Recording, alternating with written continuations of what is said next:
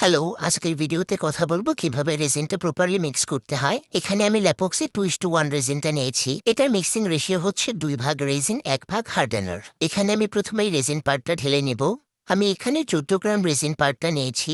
রেজিনটা নেওয়ার সময় একটু কেয়ারফুলি নিতে হবে যেন খুব বেশি কম বেশি না হয়। পরিমাণে কম বেশি হলে আপনার রেজিনটা শক্ত হবে না এবং আপনার ফাইনাল প্রোডাক্টটা নরম থেকে যাবে, যেটা কখনোই আর শক্ত হবে না। 14 গ্রাম রেজিন নেওয়ার পর সঠিক মাপের জন্য আমি মেশিনটা রিসেট করে নিয়েছি। এবার এখানে 14 গ্রামের অর্ধেক মানে 7 গ্রাম হার্ডেনার পার্টটা নিয়ে নিয়েছি। চেষ্টা করবেন রেশিওটা ঠিক রাখার।